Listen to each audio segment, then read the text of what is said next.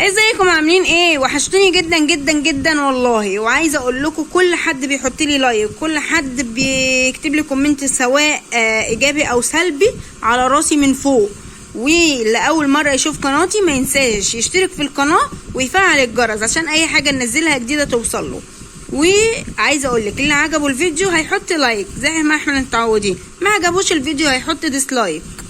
تمام؟ بس يكتب لي تحت رأيه في الكومنتات ويقول لي الديسلايك ليه او مش عاجبه ليه. يعني الحياة اخد وعطا يا جماعة، واحنا عادي بنقبل الانتقاد زي ما احنا بننتقد بعض يعني التصرفات وكده.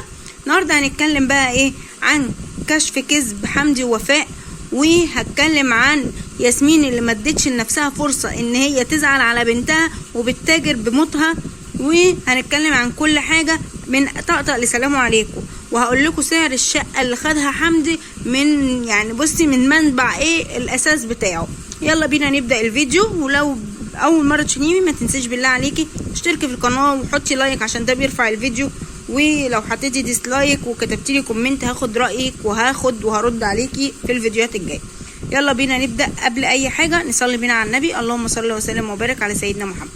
لو خدنا بالنا في الفيديو ده يا جماعة، حمدي ووفاء قطعوا الخروجة.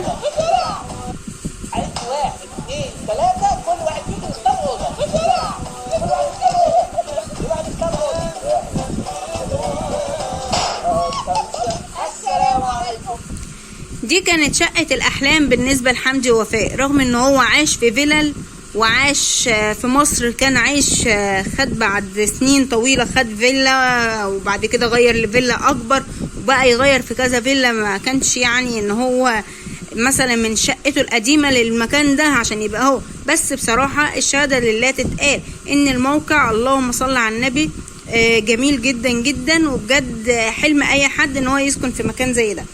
بس هو قال لنا ان هو قعد يفرجنا عن الشقة وقعد يورينا الموقع بتاعها، وده برضو كان برضو بالنسبة للفيديوهات بتاعته كدعاية لشركة الشركة اللي هي ايه عاملة المبنى ده. يعني هي اسمها ايه يا جماعة؟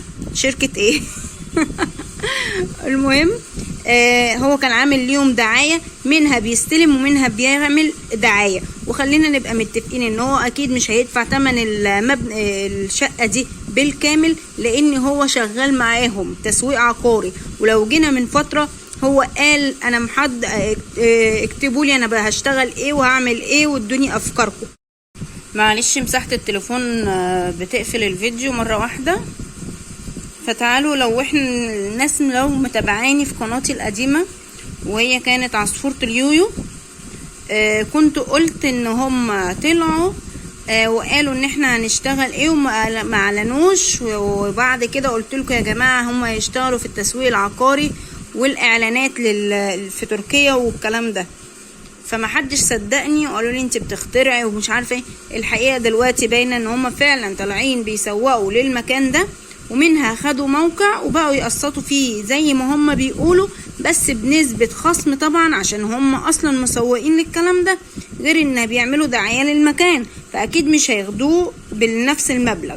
غير ان الميزة اللي هم عاملينها ان انت عشان تاخدي الجنسية هتدفعي 400,000 دولار عشان تاخدي الجنسية، وهو ده اللي عملوه. لو اتفقنا ان الشقة مثلا ب400 يبقى هما كده خدوا الجنسية. في حد كان طالع قال الشقة ب2 مليون دولار، ما اظنش ان بالمبلغ ده كله، عشان كده السعر كتير جدا قوي. بس هو وصل لل400 بعد ما خد الشقة دي، لان هو كان واخد فيلا قبليها اللي هو عايش فيها دلوقتي والشقة دي. فنقول مثلا ان هو كده تخطى 400,000 دولار، لان مهما كان حمدي مثلا مش هيروح يدفع 2 مليون دولار مرة واحدة او يقسط فيهم عشان ياخد مجرد ان هو هياخد الشقة. بس هرجع واقول لو رجعنا لحمدي ووفاء من البدايات يا جماعة، حمدي اشتغل وتعب وبنى نفسه، والناس بلاش تستخسر فيه ان هو يعيش ويبقى عايش في مكان زي ده ويقولوا من اين لك هذا. لا، من اين لك، هو تعبان من اول الصفر يا جماعة، من ساعة ما بدأ الفيديوهات بتاعته وكان اصلا في شبرا، وبعد كده بقى في الشروق، وبعد كده بقى يتنقل ما شاء الله ويزيد في ايه مستواه. فهو عايز يحقق لنفسه ولاولاده اعلى مستوى. فاحنا ما ينفعش نلوم عليه اصلا في حاجه زي كده، غير ان الناس بتقول ان هو هيرجع يستقر في مصر. ايه اللي يخليه يرجع يستقر في مصر؟ شاف ايه في مصر عشان يرجع يستقر فيه؟ الناس اللي عايشه في مصر مش عارفه تعيش اصلا، سواء بقى عاملين اللي عليهم او مش عاملين اللي عليهم. بس الحياه في مصر ما بقتش ولا فيها تعليم كويس او ترفيه او مكان نضيف معلش زي زمان، واللي عشان يعيش عايز مستوى تاني خالص غير. وبرضه هنبقى في نفس يعني ايه، ان ما هو في حاجات انا مش حابه ان انا ادخل فيها عشان ما تبقاش داخله في السياسه والكلام ده كله، انا ماليش دعوه بالكلام ده. ولو رجعنا برضو الناس اللي هتقول ما كان استثمر وعمل دعاية، لا هو حاول يستثمر وعمل المطعم بتاعه، بس للأسف ما كملش. اولا كان في سوء في الإدارة، كان في سوء تخطيط، يعني خد المرحلة مرة واحدة ما خطط لهاش، ما بناهاش كويس، ما فكرش ان هو يجيب اعلى مستوى للشيفات ان هو يبدأ بيهم، وقرر ان هو يفتحه بمجهود وفاء، وده كان غلط اصلا من البداية.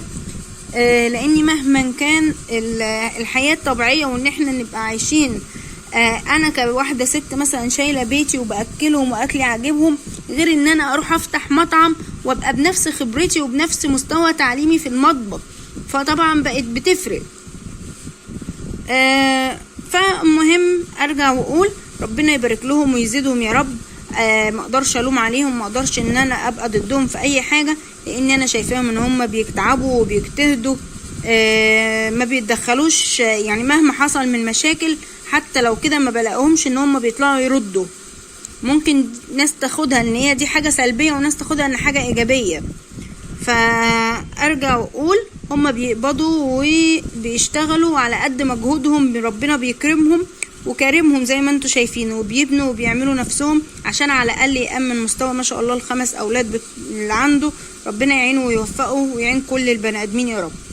اما الموضوع التاني اللي انا هتكلم فيه وهو ياسمين، الناس كتبت لها في التعليقات في البث المباشر وفي الفيديو اللي قبله، يا بنتي ريحي نفسك، يا بنتي خديلك فرصة ان انت تزعلي على بنتك، ده انت حتى ما اديتيش لنفسك فرصة وطلعتي بلايفات. فبيقولوا لها ان انت خدي وقتك واحزني ومش عارفه ايه، انت حتى طلعتي وعملتي فيديوهات. انا عايزه افهم يا جماعه، هو انتوا حاسين بيها؟ انتوا عايشين معاها؟ لو طلعت معاكي 24 دقيقه في اليوم، لو طلعت معاكي 15 دقيقه في اليوم، هل هي عايشه يومها كله كده؟ ممكن ربنا بيديها الحاجه دي عشان تطلع وتهون على نفسها، وحاجه تشغلها شويه ان هي ما تفكرش وما تعيطش. انتوا شايفين عينيها عامله ازاي؟ هل انتوا هتحسوا بيها اكتر منها؟ هتزعلوا على بنتها اكتر منها؟ يا ريت يحسوا ببعض، يعني يا ريت ما نبقاش كده نجرح بعض بالتعليقات. مش عاجبك ما تتفرجيش عليها، ما تتكلميش، ما تعلقلهاش، بلاش تجرحيها اكتر من اللي فيها. عايزه اقول لكم الموقف ده حصل مع مرات اخويا، والله كان اسوأ ايام. ممكن ياسمين الحمد لله ان هو توفت في اول يومين، يعني مرات اخويا كان قاعد 45 يوم في الحضانة وبعد كده توفاه الله. فالحزن بيبقى كبير جدا مهما كان. فيا ريت نرحم بعض، يا ريت نحس ببعض، بلاش نجرح بعض بالكلام، عشان ده كله هتتحاسبوا عليه. مش لازم ان هي تطلع تعيط قدامك 24 ساعة، يعني ربنا اعلم بيها، ممكن ربنا مديها فيديو زي ده تطلع يعني ايه تبطل فيه عياط شوية وتحاول ايه تهدى شوية. ما انت بتجيش تنامي جنبها على المخدة وتلاقيها بتبكي، ما بتشوفوهاش، يبقى ليه نجرحها؟ الحياة مش ناقصة، الحياة ابسط من كده. يا رب نخلي بالنا من كلامنا، عشان يعني مش عارفة اقول لكم ايه بصراحة. مش عشان انا بحب ياسمين والله العظيم، لا، عشان ده المفروض ان ده الطبيعي، ده اللي المفروض ان احنا ناخد بالنا منه ونحافظ على بعضنا، نحافظ على ما نجرحش اللي قدامنا بكلمة. يعني ان الله مع المنكسرين قلوبهم. فربنا يعينها، ومحدش اصلا على رأي ما هي بتقول اصلا ما بيحسش بالنار غير اللي ماسكها. مهما كنت انا زعلانة على اخويا وابنه اللي مات، عمري ما هحس بيه هو ومراته. انتوا برضو كده. ربنا يرحمنا ويسترها علينا يا رب. اتمنى فيديوهاتي تكون خفيفة، واتمنى محدش يزعل مني، واتمنى نرحم بعض، وربنا يعينهم يا رب ويصبرهم على اللي هم فيه. مع السلامة.